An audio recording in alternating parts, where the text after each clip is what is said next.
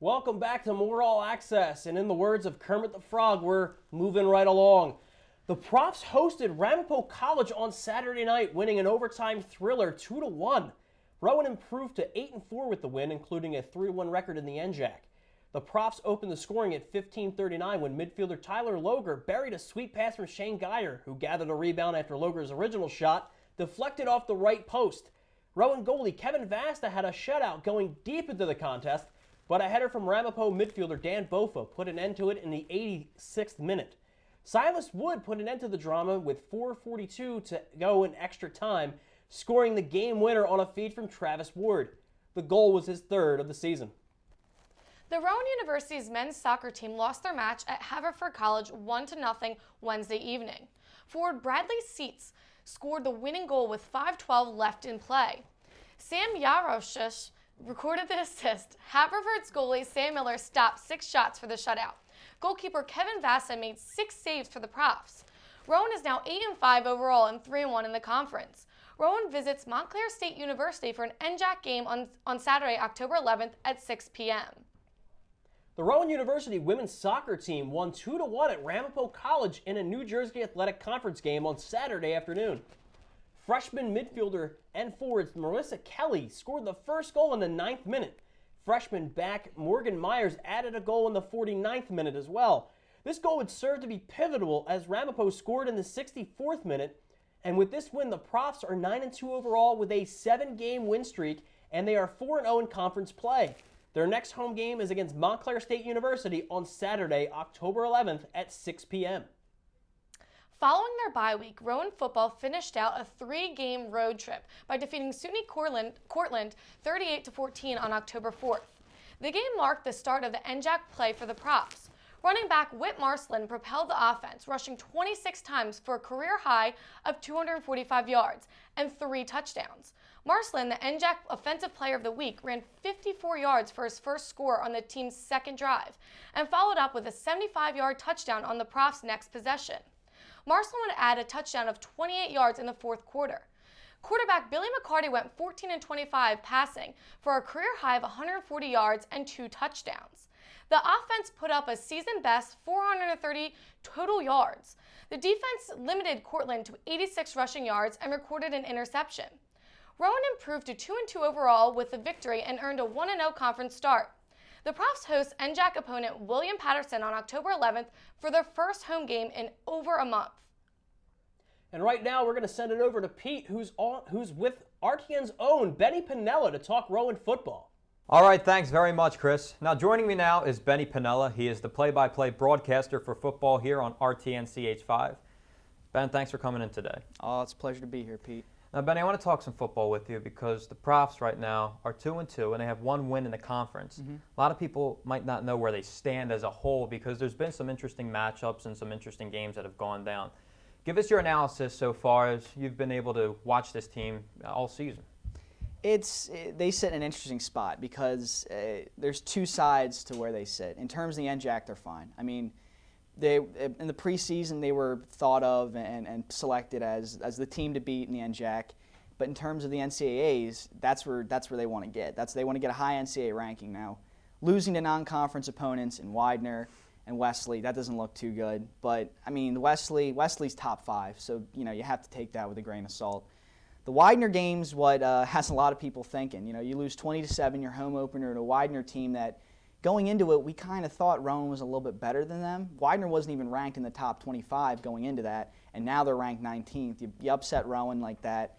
Rowan gets knocked out of the top 25, really hasn't shown any type of momentum to get back into it. So in terms of NCAA rankings, I don't know. I don't really kind of know where Rowan sits, and that's where the NJAC comes in because, all right, it's kind of like, 2 dogs chasing each other's tail. For Rowan to get a good NCAA ranking at this point, they have to win out in the NJAC, and that's how they're going to get their NCAA ranking even higher. Well, they're trying to set themselves up for that, and a key component to the team, and any football team, is the quarterback. Bill McCarty came out, first game, he throws 6 interceptions, and he's a horrible game. And then a few games in, he's getting some heat from one of our wit reporters, Ryan Haggerty, saying, we got to make a change here. The guy's, I mean, I don't know if you can say he's been playing well, but he hasn't been turning the ball over as much And to be honest with you, if they want to win, he's really going to have to continue to take care of the ball. And that's what makes the Widener game just look so weird. I mean, I don't think if you played that game over 100 times, Billy McCarty is going to throw 6 interceptions ever again. That's just a bizarre game. And I think we all have to sit there and say, you know what, Rowan, they made some tweaks to their offense. Maybe it's some first game jitters. Throw it out. As for what the Whit reporter said, I'm not in the position to say anything about that. Billy McCarty's a game manager, all right? His job is to play well enough to get the Profs in position to score points. It's not his job to score points, even though that's what many people think quarterbacks should do. He has an excellent running back. He has a good wide receiver in Warren Oliver. He has good other wide receivers in Russ Fortune and Todd Gilliam. You know, he has weapons offensively. His job is just not turn the ball over. Now, those 6 interceptions, you know, obviously right there, he didn't do his job. But ever since then, not a single interception. He's gotten 4 touchdown passes, 3 since the Widener game. He's played well enough to put the Profs into position. That's where those 2 wins come in. Listen, he's not a guy that's going to set the world on fire. He's not Peyton Manning. He's not one of the old school quarterbacks for Rowan and Michael Oriole. He's nowhere near that. He is a game manager. And really, who are you going to make a change to? You know, the backups are sophomores and freshmen. You cannot put them in a position like this in the heat of a season where you're expecting to go really far, not just in the NJAC, in the NCAAs. You cannot. Yeah, especially if they were 0-4. I mean, it's a different story, and you might want to start to rebuild. But from a technical standpoint, how has he been playing? Because you know, you throw 6 interceptions in one game. A lot of people might just throw that out the window, and some more people might say there's something behind that. Have you seen anything faulting in his game from a technical standpoint? Really, technically, he's a sound quarterback. You know. Physically, there are some things there. He's not the tallest quarterback. He doesn't really have the image of a quarterback. But you know what? His job is to be a game manager. And, you know, since that Widener game, he's actually been a little bit, I will say this, a little bit risky with the ball, even though it's been more of a conservative play calling. They've only kind of thrown the ball. They average about 23 passing plays per game. You know, so from a technical standpoint, he's supposed to be conservative, but he's made some risky throws. He's made 40-plus yard throws. A lot of his throws, though, are within the 6 to 10-yard range. Sure. Now, I was talking with you before we went on air, and I was asking you about the defense, and you said it was excellent so far this season. One of the best defenses in the nation. Sure. So they're set to go very far. Give me some names of some playmakers we should watch out for as the stretch run begins. Chris Alvarez is the guy, and his role in the defense just got bigger with the loss of Josh Popper going down with a wrist injury. He's the pass rusher, and he's the it guy. You know, you lose Dominic Caruso from last year. He got you 6 sacks. He was your pass rushing linebacker. Now down Popper, and oh boy, now going into the season, you're already lost a guy to graduation. Now you lose Josh Popper, who is just so athletic. I mean, he is the perfect pass rusher for this defense. Now you have a bull rusher in Alvarez. He's going to need to get to the quarterback at a regular basis, and I don't know necessarily if he can do that on his own. The other guy to watch is Eddie Davis, the transfer. He's been great. He's been a shutdown corner. 5 pass breakups in the season so far.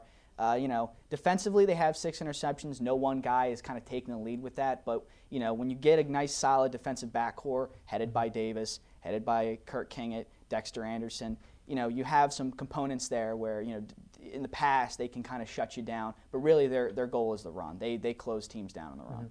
So it sounds like they're set up pretty well. What's the feel of the fan base right now? I mean, you get a firsthand look at that, a firsthand feel.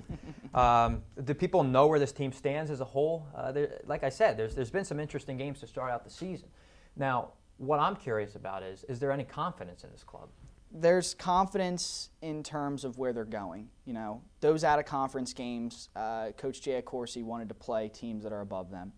You know, Wesley is just, they're amazing. And, you know, everyone knows how good Wesley can be. Their quarterback's outstanding. Sure. You know, Framingham may not be above Rowan's talent level, but they're, you know, kind of right around there. And Widener, we really didn't know what to expect from Widener. You know, you wanted to play teams that were slightly above you. You know, losing 2 of those games really doesn't look well, but that's in terms of the NCAAs. But now you get back to the NJAC. The NJAC, you know, William Patterson's a team that Rowan has beaten so many times in the past. 36-7 is the series record against William Patterson. You know, the last 2 games with William Patterson, William Patterson's only scored 9 points. So we can kind of expect something pretty good this weekend. Morrisville's an interesting team. but we'll get to those games later. But I think Rowan's excited to get back in NJAC play because they can dominate the NJAC and they'll have to. Mm-hmm. If you have to zone in on one aspect of this team, whether it be on the defensive side or offensive side of the ball, where is improvement needed the most? Going into the season, I said it was the passing game because there's no way you can allow Whit Marceline to have that many carries again. Now, in a workload standpoint, when you have a running back making 40-plus carries at this level, that's a lot of work for a guy. That's a lot of heavy That's a lot of carries. You know, normally when you're running back around 20, 25 carries, you know, they've been doing a good job of mixing it up. Again, Rowan's not a team that's going to throw the ball a ton. I don't think they really have ever since the Mike Oriole days, and that's mid-2000s. You know, they're a running team, and that's why, you know, bringing up Dante Tobler was, you know, kind of a good change of pacemaker. But I think the improvement in the passing game was what they needed to do. Do they have enough depth for this season as it progresses? I mean, if they're so primarily focused on the run, you know, that's one question that we're going to have to look at is the depth. And who knows where they're going to end up, because you need somebody to step in and really take a load off of you know, the passing game, because if your running game isn't established, you're not going to get anywhere. Yeah. So we'll see how everything transpires. But Benny, we appreciate you coming on very much. Always love talking football with you. And the play-by-play broadcaster for the Rowan Profs, that's Benny Pinella.